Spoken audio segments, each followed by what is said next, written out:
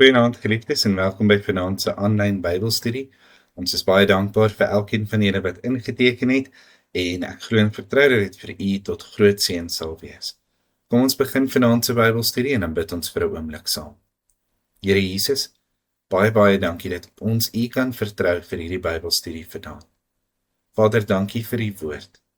Dankie vir die Heilige Gees wat hierdie woord vir ons kom oopbreek soos 'n ou erdekruik en ons daarmee salf sodat ons in hierdie week kan ingaan volkome toegerus vir elke goeie werk. Skryf die woorde van hierdie woord, Here, in ons harte, sodat ons daardeur kan leer hoe om kinders van God te wees wat aan u al die eer en al die verheerliking bring. Sodat wanneer mense na ons kyk en die liefde wat ons onder mekaar het, hulle weerkaatsing van u sal sien en ons daarin vir hulle sal wys, Here, dat u 'n lewende werklikheid is. Ek loof u, Vader, vir u genade. Ek loof u, Here, dat u my gebede verhoor. En ek loof u vir elkeen wat ingeteken het en saam met ons in hierdie Bybelstudie gaan deel. Aan u al die eer en hulde van ons harte, tot in ewigheid. Amen. Nou ja, kom ons trek weg. Het is nodig vir ons om vir 'n oomblik net te gesels oor waar ons in die brief van Johannes is, voordat ons kyk na vanaand se gedeelte. In die vorige gedeelte het Johannes reeds begin praat oor God se liefde. God se liefde is nie sommer net 'n gevoel of sommer net 'n gedagte wat hy met ons wil deel, wat ons laat lekker voel nie, maar God se geliefde is 'n lewende werklikheid wat 'n uitwerking het in kinders van die Here se lewens. Een van die sake wat ons gesien het, was in die vorige verse baie duidelik na vore gekom. Kom ons kyk in vers 16 sê hy, en ons het die liefde wat God tot ons het, leer ken en geglo. God is liefde, en hy wat in die liefde bly, bly in God en God in hom. En praat hy in hierdie gedeelte van daardie noue verhouding tussen God en die mens wat hom liefhet. Hierin het die liefde by ons volmaak geword, dat ons vrymoedigheid kan hê in die oordeelsdag, want soos hy is ons ook in hierdie wêreld. En hierdie is vir my 'n baie belangrike, baie noodsaaklike vers vir ons om amper die res van die versies te verstaan wat gaan volg na hierdie gedeelte. Een van die gedagtes wat ons hierin sien is, as God vir ons liefde bewys het, dan leef ons in daardie liefde teenoor mekaar, en daardie liefde wat ons teenoor mekaar het, veroorsaak die tipe gedrag wat vrymoedigheid by die oordeelsdag sal bewerk. Met ander woorde, God het my lief, omdat God my lief het, leef ek in liefde teenoor ander mense. My liefde teenoor ander mense bepaal hoe ek optree, en daardie optrede wat in liefde gegrond is van so 'n aard, dat ek nie hoef bang te wees om voor die Here te staan nie.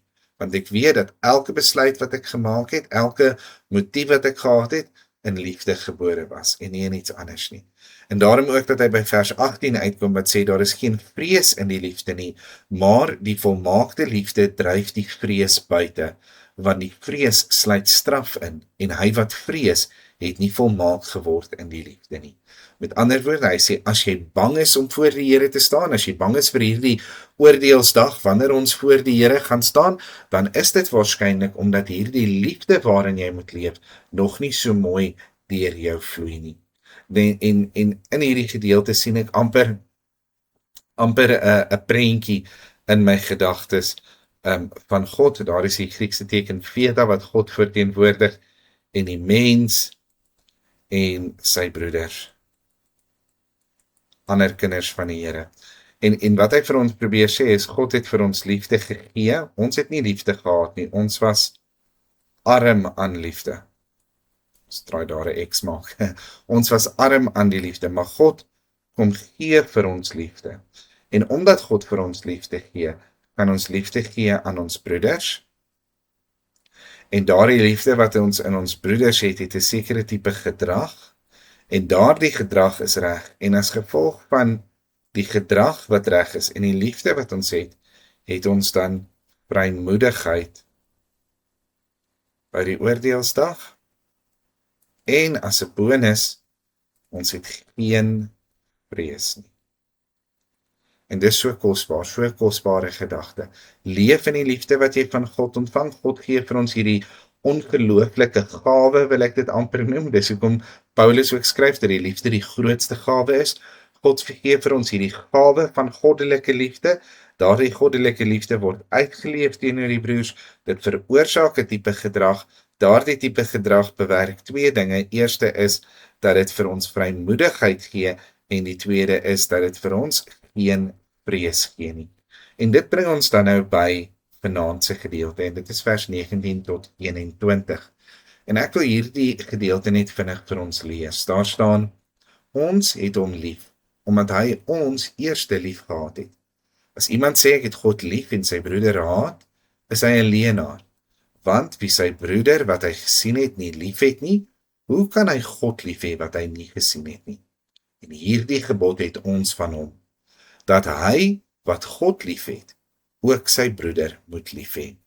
Nou ja, dit is baie duidelik as ons na hierdie gedeelte kyk en ek wil sommer met 'n lekker dik rooi pen wil ek onderstreep waaroor hierdie versies gaan, maar ons sien die woordjie lief daar, die woordjie lief gehad weer daar verskyn. Hier het ons weer die woordjie liefde. Ons het die woordjie liefhet weer hierso. Daar is die woordjie liefde. Ons het liefhet weer hier en liefhe weer daar. So as 'n mens mooi na hierdie gedeelte kyk, dan sien 'n mens hierdie tema van liefde amper soos 'n goue lint dwars deur hierdie gedeelte dan nou beweeg.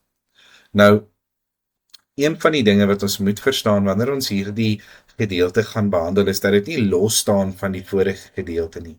So Johannes kom eintlik nou en hy bou voort op hierdie gedagte dat ons die broeders moet lief hê, sodat ons vrymoedigheid kan hê by die oordeelsdag, maar ook sodat ons na die volgende gedeelte toe kan gaan. En dis waarby ons vandag dan nou gaan stil staan.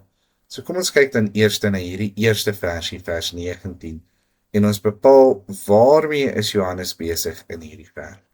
Nou die eerste ding wat ek graag wil noem is hierdie woordjie ons, wat ons dan nou hier weet kry, net daai regmaak, hier weet kry in die heel eerste gedeelte, en wanneer ek die woordjie ons hierso sien, dan weet ek Johannes praat van homself, so ek skryf sommer hierso Johannes, en hy praat ook van gelowiges.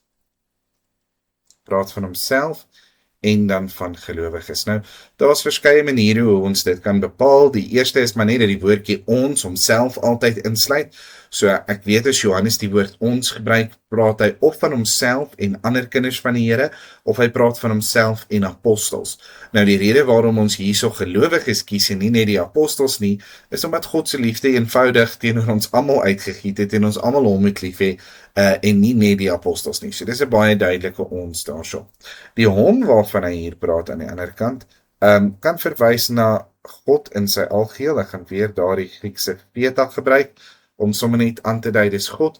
So dit kan verwys na God die Vader, verseker ook na die Here Jesus Christus of die Heilige Gees, maar in hierdie sin is dit net God in sy geheel.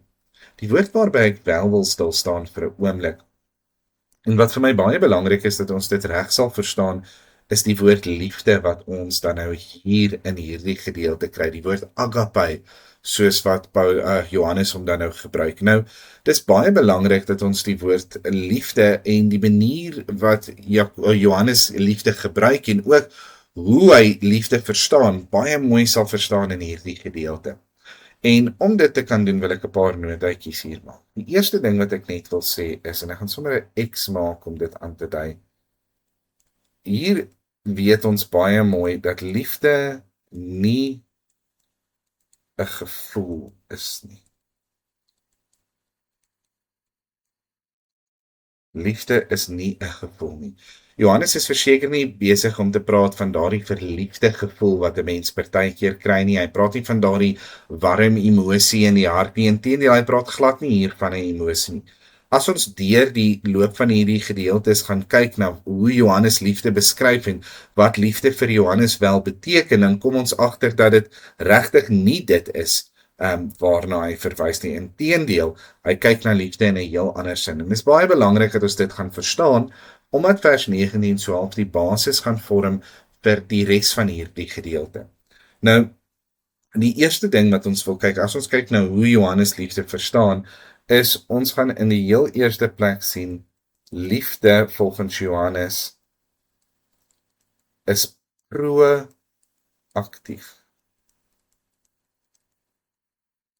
Ag, en ons sien dit in verskeie versies.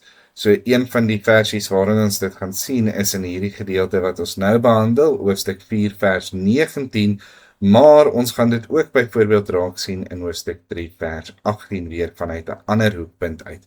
Nou ek gaan die versies net vir ons lees, ek gaan dit nie elkeen noodwendig hier kom uitskryf nie, is welkom om dit self te gaan doen, maar die proaktiewe versie sê, ons het hom lief, omdat hy ons eerste lief gehad het, so daardie liefde van God was eerste aan ons gegee, so ons het hierdie liefde wat eerste uitgegees, dit wag nie eers vir sekere voorwaardes om waar te wees nie, dit is 'n liefde wat uit geïnisieer word van die persoon wat lief het, en dan in hoofstuk 3 vers 18 staan daar, my kinders, laat ons nie lief hê met woorde of met die tong nie, maar in daad en waarheid, met ander woorde, daardie liefde is uitgedien, uitgegee.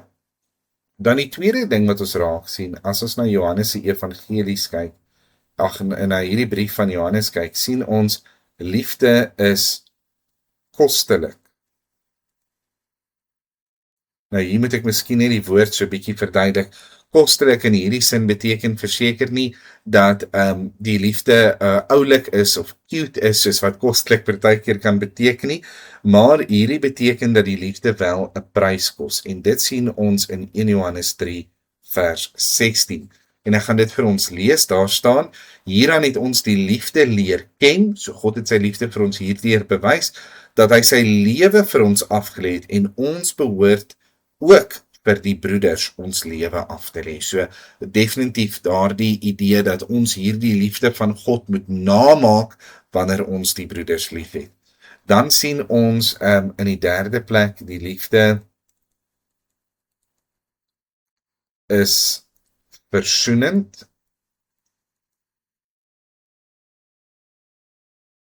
Die liefde is versoenend van aard, en dit sien ons in hoofstuk 4 vers 10. Nou in hoofstuk 4 vers 10 lees ons die vers, hierin is die liefde, nie dat God ons liefgehad het nie, maar dat hy ons liefgehad het en sy seun gestuur het as 'n versoening vir ons sondes. Dan sien ons ook in die volgende ene, die liefde is prakties. En hier wil ek weer hoofstuk 3 vers 18 kom aanhaal, waar hy sê, my kinders, laat ons nie lief hê met woorde of met die tong nie, maar in daad en in waarheid. Nou, ek het so 'n oulike video gesien so rukkie terug, waar 'n klomp klein kindertjies dan nou, as hulle in die moeilikheid kom, dan kom hulle na mamma en pappa toe en sê, ek's lief vir mamma, ek's lief vir pappa, maar liefde is prakties. Daardie liefde is nie werklike liefde nie, dis eintlik maar net 'n baie klein manier van sosiale manipulasie, maar liefde is prakties, dit word nie net gesê nie, dit word nie net gevoel nie, maar dit word gedoen, dis iets wat ons moet doen. En dan wat ons ook in die laaste gedeelte gesê het, is liefde verander my dade en maak my vreesloos vir die oordeelsdag. Liefde verander my dade en dit maak my vreesloos vir die oordeelsdag. En dis daardie baie belangrike hoofstuk 4 vers 18. Die liefde verander my dade en dit maak my vreesloos vir die oordeelsdag. En nou, as ek hierdie gedagtes kan saamvat, wil ek net sê, Johannes is besig om vir ons te vertel van 'n liefde, maar nie die liefde wat ons miskien op TV sal sien nie, en definitief nie die liefde wat ons miskien gewoond is aan nie. Johannes praat hier van 'n praktiese, daadwerklike liefde. Dis daardie keuse wat ek maak om iemand anders se welheid, iemand anders se gesondheid, iemand anders se behoeftes, emosies of wat ook al bo my eie te plaas.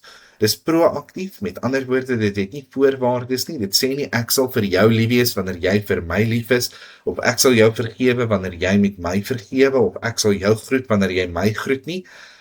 Dit is koslik, dit kos 'n prys, dis nie verniet hierdie liefde nie, hierdie liefde kos selfsterwe. In die geval van die Here Jesus was dit werklike sterwe wat dit gekos het. Dis versoenend van aard, dit hou nie boek van die kwaad nie, dit hou nie 'n rekord van alles wat verkeerd gegaan het nie, maar dit versoen, dis prakties, dit sit die skouer aan die wiel, die hand by die mond, die woord by die daad, en dan verander dit my totale gesindheid, my totale gedrag, my gedenke, my hele wese, sodat ek eendag met vrymoedigheid by die oordeelsdag kan staan. Nou, dis wat hierdie liefde beteken. Nou kom Johannes hierso met hierdie liefdesbeeld wat hy nou geskets het in hierdie vorige gedeeltes, en hy sê, ons het hom lief. Baie interessant, dis die eerste keer wat Johannes so direk in hierdie brief verwys na ons liefde teenoor God. In die vorige gedeeltes van hierdie brief het hy baie gepraat oor God se liefde teenoor ons en ons reaksie daarteenoor, maar in hierdie eerste keer kom hy en hy praat oor ons reaksie van liefde teenoor God, en hy sê, ons het hom lief, en dan kom hy by die rede vir daardie liefde uit. So hoekom het ons hom lief? Omdat hy ons eerste lief gehad het. En in 'n sekere sin kom herhaal hy so bietjie van die gedagte waarvan ons vroeër in die vorige hoofstuk gepraat het, en ek wil dit net weer hier opsom, omdat hy dit weer hier herhaal. Hy sien die mens, die mens wat hy nou homself by insluit, en hy sien daar die mens met 'n totale gebrek, laat ek net daai reg maak, 'n totale gebrek aan liefde. So ons het geen liefde nie, maar God het volmaakte liefde, en daarom het God gekom en hy het vir ons liefde gegee. En omdat God vir ons liefde gegee, was dit vir ons moontlik om daardie liefde weer vir God terug te kon gee. En nou is ons in hierdie twee-rigting verhouding met God, hierdie liefdesverhouding met God. God in ons en ons in God, is wat Johannes in die vorige gedeelte beskryf het. En in hierdie gedagte dat ons arm was aan liefde, maar dat die liefde van God ons in staat gestel het om hom lief te hê, sluit aan by die vorige gedagte. En dis hoekom dit vir my so belangrik was dat ons na die vorige gedagtes ook gekyk het. Maar dit sluit aan by die gedagte dat ons liefde wat ons van God ontvang, moet ook uitgegiet word teenoor die broeders. En nou sal jy oplet, ek trek nie 'n pyltjie terug van die broeders af terug na my toe nie, want dit is ongelukkig nie 'n wederkerige tipe ding nie. My liefde vir my broeders hang nie af van my broeders se liefde teenoor my nie. Nêrens in hierdie gedeelte staan daar, jy moet jou broeders lief hê soos wat hulle jou lief het nie.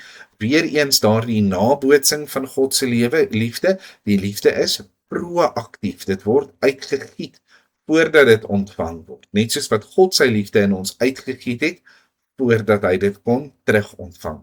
So, ons was arm aan die liefde, God gee vir ons die liefde, daarom het ons liefde teenoor God, en dan in die vorige gedeelte het hy dan nou ook gekom en hy het gesê, maar hierdie liefde word prakties geïllustreer, die feit laat dit gebeur, beteken dit moet ook uitgaan daar na my broeders toe. Nou, hy sê, omdat ons dan nou eerste lief gehad het, baie belangrik. Natuurlik die hy in hierdie gedeelte, wat weer eens terugverwys na God toe, die eerste hierso wat duidelik vir ons dui op die proses wat hierso plaasvind. Ons kan dalk net daar 'n notaatjie maak wat sê proses, en dan nou die liefde daar is natuurlik hierdie liefde waarvan ons nou net gepraat het. Nou, hierdie gedagte, en ek wil amper hierdie prentjie so 'n blokkie omtrek, want dis maar hoe ek dit dan nou in my gedagtes kan sien, maar hierdie prentjie wat nou hier is, hierdie idee wat Johannes vir ons kom skep, vorm dan nou die grondslag vir alles wat gaan volg. En alles wat gaan volg is dan nou natuurlik, daar skryf ek nou weer die hele ding. Alles wat gaan volg is dan nou natuurlik wat ons vind in vers 20. Nou kom ek zoom so 'n bietjie uit en dan kry ons vers 20 daarso.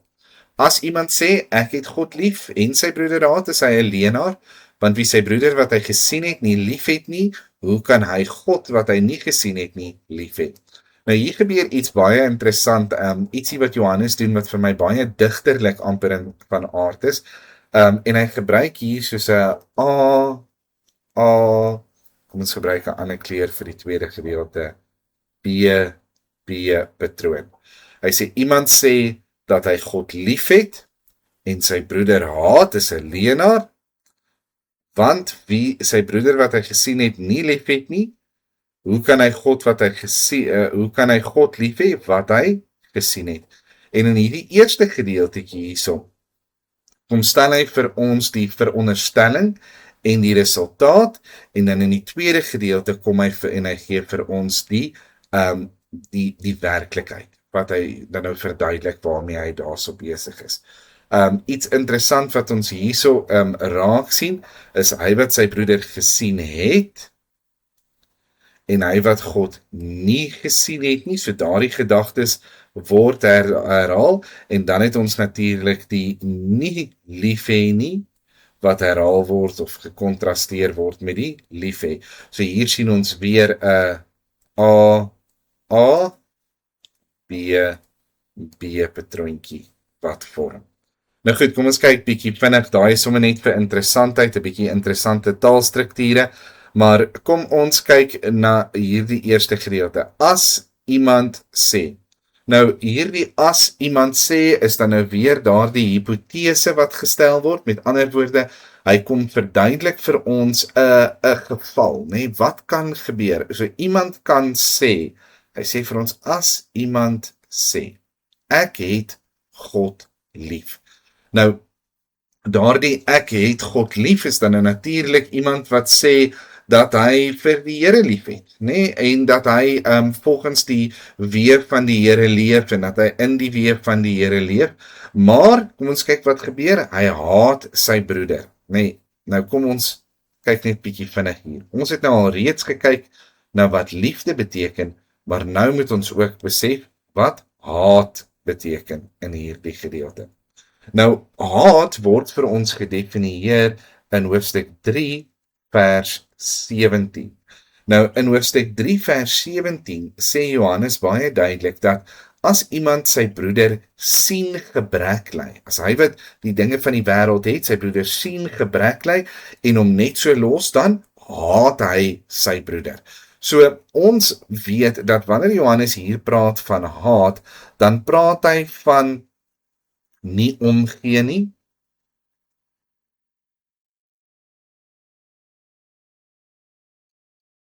hy praat van apatie,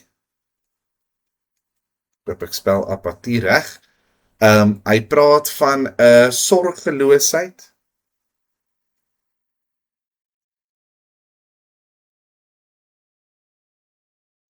en hy praat eintlik van iets wat ons nie sommer as haat sou definieer nie. Vir ons is haat meer 'n begeerte dat iemand sal doodgaan of sal weggaan of sal seer kry of iets aaklig met hulle sal gebeur. Maar in Johannes se oë is wanneer jy nie omgee nie, wanneer jy net verby iemand kan loop, dan is dit so goed soos jy haat jou broeder. So gaan lees gerus hoofstuk 3 vers 17 om dit raak te sien. En nou kom sy veronderstelling en hy sê hierso, as iemand sê, so kom ons teken weer die prentjie, net om dit vir ons maklik te maak. Dit is wat iemand nou gaan sê. Dis wat die veronderstelling in Engels sê ons claim, nee. Hy sê, ek het God lief. So, hy veronderstel daardie ene. Maar, teenoor sy broeders, is daar geen liefde nie. En interessant genoeg, hy noem dit geen liefde net in die volgende frase van hierdie versie, nee. Hy sê, as iemand hierdie dinge veronderstel, hy sê, hy het God lief, maar hy het geen liefde wat hy wys teenoor sy broeders nie, dan sê hy, daardie persoon is 'n leienaar, Nou, baie interessant om 'n paar dingetjies hier op te let, en die eerste is, hierdie haat waarvan hy hier staan in die perfekte teenwoordige tyd. Die perfekte teenwoordige tyd. Wat beteken? Dit is nie 'n gewoonte nie.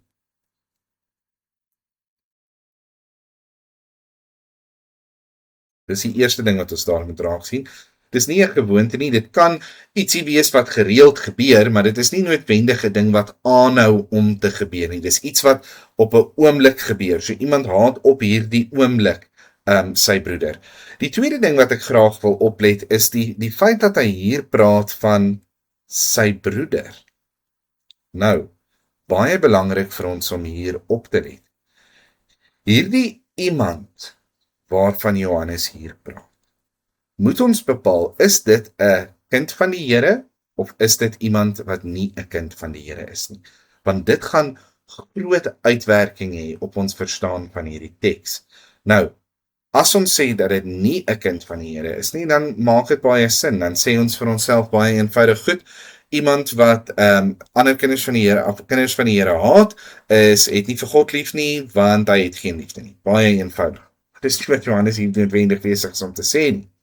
Ons kan ook sê, as dit 'n kind van die Here is, dan moet dit waar wees dat 'n kind van die Here soms kan sê dat hy God liefhet, maar dat dit nie waar is nie, dat hy 'n leienaar is. En nou moet jy baie mooi onthou, wat is die definisie van liefde hier? Dis daardie praktiese, proaktiewe liefde vir die Here. Nou, as ek gaan kyk na hierdie teks, dan sien ek die woorde sy broeder in hierdie gedeelte. Nou, sy broeder in hierdie gedeelte beteken hy praat hier van die kind van die Here. So is dit moontlik vir 'n kind van die Here om nie die Here lief te hê nie? Het alle kinders van die Here dan nie die Here lief nie? Sekerlik tot op 'n mate, maar onthou Johannes praat van 'n baie praktiese, baie uitgevoerde manier van lief hê. Met ander woorde, vir hom is liefde nie 'n toestand waarin jy verkeer nie. Vir hom is liefde iets wat 'n mens doen. En hy probeer hier so sê, as jy sê jy's besig om vir God liefde te bewys elke dag van jou lewe, maar jy bewys nie daardie liefde prakties teenoor jou maats, teenoor jou broers in die kinders van die Here nie, dan is jy 'n leienaar. Interessant genoeg, hy gebruik die term leienaar vir beide kinders van die Here en vir kinders van die duiwel. As ons byvoorbeeld kyk in hoofstuk 2 vers 4, gebruik hy dit van kinders van die Here. Hy sê, as ek net hier so eers klaar skryf, dat my gedagtes mooi georden is. Hy gebruik dit om iemand te beskryf wat sê dat hulle hom ken, maar nie gehoorsaam is aan hom nie. Hy sê, hulle is dan 'n leienaar. En dan in hoofstuk 2, vers 22, gebruik hy dit om te beskryf die anti-kris. So die feit dat hy sê so 'n persoon is 'n leienaar is nie genoeg om te sê dat hulle 'n ongeredde is nie. En die feit dat hy sê sy broeder maak dat ons eerder neig om te dink, maar hy praat hier van kinders van die Here. So wat is hy besig om eintlik hier te sê? Hy's besig om te sê, as jy sê dat jy God liefhet, maar nie jou broeders liefhet nie, dan is jy 'n leienaar. Hoekom is jy 'n leienaar? Want jou dade bewys nie jou liefde vir God nie. Wat hy eintlik besig is om te sê is, as jy regtig lief was vir God, as jy regtig proaktief die Here liefgehad het met jou hele hart, al jou krag en al jou verstand, as jy regtig die koste bereken het van wat dit beteken om vir die Here lief te wees, as jy regtig in sy versoening leef, as jy regtig prakties die Here wil lief hê, dan gaan jy dit nie doen deur net teenoor God lief te wees nie, maar jy gaan dit doen deur liefde teenoor jou naaste uit te leef, want hierdie boonste blokkie is die prentjie van God se liefde. Dis wat Matteus 22 vers 34 tot en met vers 40 beteken, dat jy die Here jou God sal lief hê met jou hele hart en met jou hele siel en al jou krag en al jou verstand. En die tweede, en hoor jy die belangrike woorde wat die Here Jesus spreek, wat hiermee gelyk staan, wat gelyk is aan jou liefde vir God. Jy moet jou naaste lief hê soos jouself. En wat die Here Jesus in daai gedeelte eintlik sê is, as jy nie so lief is vir jou naaste soos vir jouself nie, dan beteken jou liefde vir God eintlik niks nie. En as jy nie lief is vir God nie, beteken jou naaste liefde eintlik niks nie. En dis presies dieselfde waarheid wat Johannes hier besig is om te ekho. As jy nie liefde vir God prakties uitleef teenoor liefde vir kinders van die Here nie, dan het jy eintlik nie God lief nie. Jy is dalk 'n kind van die Here, maar jy is nie 'n kind van die Here wat op hierdie stadium daardie liefde van God aanvaar in jou lewe en dit teenoor God antwoord nie. God se liefde kom nog altyd teenoor jou, né? God se liefde kom nog altyd af teenoor jou, want sy liefde is proaktief. Jy is dalk nog steeds 'n kind van die Here, maar jou liefde gaan nie terug na hom toe as dit nie teruggaan na kinders van die Here toe nie. Dis 'n twee rigting of dis niks. Dis A en B, maar jy kan nie A of B vir jouself kies nie. En nou kom hy en hy kom herhaal hierdie gedagtes amper en hy sê, want, so hy gaan nou hier verduidelik wat in die vorige gedeelte gesê is, want wie sy broeder wat hy gesien het, en nou wil ek baie sterk weer terugverwys na hoofstuk 3 vers 17. Wie sy broeder gesien het. Nou hierdie gesien is geskryf in die perfekte verlede tyd. Met ander woorde, dit is iets wat begin gebeur het ergens in die verlede, maar wat aangehou het tot op vandag toe. So ons het dit gesien nou al vir 'n ruime tyd. En nou sê hy wie sy broeder gesien het. En wat het hy in hoofstuk 3 vers 17 vir ons gesê? Die definisie van haat. Hy het gesê iemand wat sy broeder sien gebrek ly, terwyl hy die vermoë het om hom te help, en hom nie help nie, haat sy broeder. En nou kom hy hierso en hy sê, want wie sy broeder wat hy gesien het, al vir 'n geruime tyd lank gesien het, en nie help nie, het nie lief nie. Hy kom herhaal daardie beginsel van hoofstuk 3 vers 17, wat hy in daardie gedeelte gedefinieer het as haat. Wat hy ook in die vorige gedeelte van hierdie selfde vers gedefinieer het as haat. Hy sê, wie sy broeder dan sien hierdie gebrek kry en dit nie te hulp kom nie, nie uit sy pad uit gaan om te help nie, nie sy alles gee vir hierdie persoon nie, daardie persoon het nie lief nie. En dan sê hy, hoekom nie, want hoe kan hy God lief hê wat hy nie gesien het nie? En nou hierdie gedeeltjie hier aan die onderkant is baie interessant geskryf in die Grieks. En in die Grieks kan dit eintlik op twee maniere gesien word.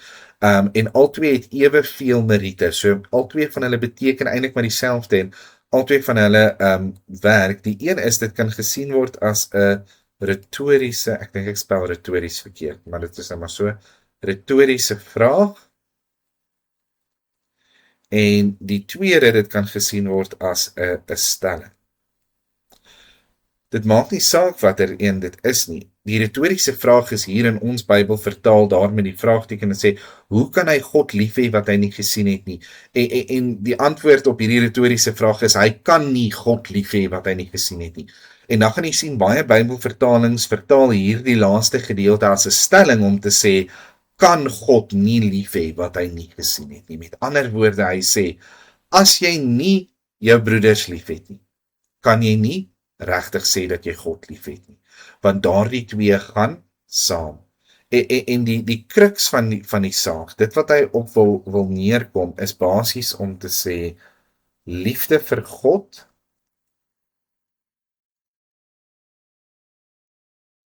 word uitgedruk, vind uitvoering en is net gepaard met die liefde vir kinders van die Here. En ek wil baie sterk weer terugkom na Matteus 22 vanaf vers 34 tot en met vers 4. Baie sterk weer terugkom na hierdie gedeelte. Jy moet jou naaste lief hê soos jouself. Aan hierdie twee gebooie hang die hele wet en die profete. Die Here Jesus wat gesê het, as jy moet, daar's net een groot gebod in die wet. Jy moet die Here jou God lief hê met jou hele hart, jou hele siel, al jou krag en verstand, en jy moet jou naaste lief hê soos jouself. Aan hierdie twee hang die hele wet en die profete, en dit is gelykstaande aan mekaar. En dis basies wat Johannes hier vir ons kom leer op sy manier. Is jy kan nie sê dat jy aktief, proaktief besig is om God lief te hê, maar daardie liefde word nie uitgeleef teenoor ander mense. Daar is mense in hierdie wêreld, broeders en susters, wat baie keer sê dat hulle die Here liefhet. En in hierdie liefde vir die Here sal hulle op 'n sekere manier optree en hulle self op 'n sekere manier gedra, maar wanneer dit by hulle hantering van ander kinders van die Here kom, dan is hulle absoluut liefdeloos. Hulle het geen respek, geen deernis, geen sagtheid, geen genade vir enige ander kind van God nie. Inteendeel, hulle is altyd besig om gevegte te soek. Hulle is altyd besig om fout te soek in iemand anders. Hulle is altyd besig om af te kraak, om te neer te druk, om sleg te sê. En 'n mens vind geen van hierdie liefde, geen van hierdie hulp, geen van hierdie genade vir ander kinders van die Here. Dit is vir my kommerwekkend partykeer as ek gehoor het van mense wat sê dat hulle kinders van die Here is, maar wat nie bereid is om ander kinders van die Here te help nie, wat nie bereid is om uit hulle pad uit te gaan vir ander kinders van die Here nie, as gevolg van een of ander redenasie of argument wat hulle verhef bo die hulp wat aan ander verleen. Die Here Jesus Christus was seker die volmaakte uitdrukking van God se liefde. En God se liefde wat deur hom en in hom gevloei het, het gemaak dat hy altyd in liefde opgetree het teenoor ander mense. En met liefde bedoel ek ook nie dat hy slegte dinge verskoon het nie. Liefde is juis om die slegte dinge te verskoon nie. Liefde is juis partykeer om te vermaan en om reg te maak en om gesond te maak, maar die Here Jesus het altyd in liefde teenoor ander mense opgetree. Mense sê partykeer hierdie vreemde ding vir my, waar hulle sê mense preek net God is liefde, maar hulle kom nooit by die regverdigheid van God uit. Eintlik is daar geen verskil tussen die regverdigheid van God en die liefde van God nie, want selfs God se regverdigheid, selfs God se oordeel oor die sonde is 'n uitdrukking van liefde, want God is liefde en alles wat uit God uitvloei is liefde. Dis liefde vir homself, deur homself, vir ons, deur ons. God is liefde. God is liefde. En daardie liefde wil God graag hê moet uitgedruk word in ons verhoudinge teenoor mekaar. En ek dink vir elke kind van die Here moet ons besef dat hierdie is 'n opdrag en omdat dit 'n opdrag is, beteken dit dat ons partykeer gehoorsaam kan wees in die opdrag en partykeer ongehoorsaam kan wees in die opdrag. En ons gaan dit nou in die volgende gedeelte sien en miskien moet ek dit hanteer voordat ek daaroor preek, maar ons kan kies om God se liefde uit te leef teenoor die broers en susters. Ons kan kies om nie toe te laat dat die duiwel ons met allerlei stories en allerlei gebreke kom verlei nie, maar dat ons kies om te sê, Here, maar ek wil hê dat hierdie liefde wat U aan my bewys het, dat ek daardie liefde aan ander mense gaan wys. As ek wil weet hoe om iemand te hanteer, dan gaan ek myself afvra hoe U my hanteer. As ek wil weet hoe gaan ek iemand vergewe, dan gaan ek myself vra hoe U my vergewe. As ek vra hoe ver moet ek gaan om iemand te help, dan vra ek hoe ver het U gegaan om my te help. Want dis die standaard wat Johannes hier kom op. Kom ons kyk in die volgende gedeelte. Ek praat te vinnig en te veel en ek preek te veel. Hy sê en hierdie gebod het ons van hom. Nou in Afrikaans is daardie sinnetjie snaaks, nee, want ons sou eintlik gesê het ons het van hom hierdie gebod. Dit is 'n snaakse manier om die gebod hier na die begin van die sin te sit, maar dit is vir 'n baie spesifieke rede. Dit is om klem te lê op die woordjie gebod hierso. En hy wil vir ons kom sê daar is 'n reël. Daar is 'n wet. Nee, en ons het hierdie wet van hom. Nee, natuurlik verwys dit nou weer na van God af. En hierso kom kwalifiseer hy en hy sê dis nie ek, nie Johannes se reël nie.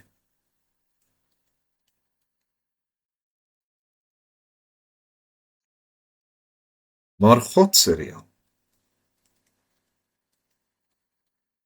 So jy wat vir God lief het, hierdie kom van die Here af en hy sê, hy wat God lief het, sy broeder ook, en ek wil hierdie 3 keer kom highlight, 4 keer kom highlight, sommer so aan die begin en daar ook, moet sy broeder ook lief hê. Moet sy broeder ook lief hê.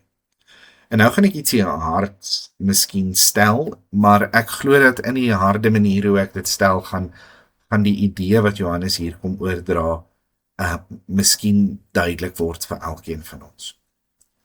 God soek nie jou liefde vir hom, as dit nie gepaard gaan met jou liefde vir ander kinders van die Here. En God soek nie jou liefde vir ander kinders van die Here, as dit nie gepaard gaan met jou liefde vir hom. As jy nie bereid is om die broeders lief te hê nie, dan is jy ook nie bereid om God lief te hê.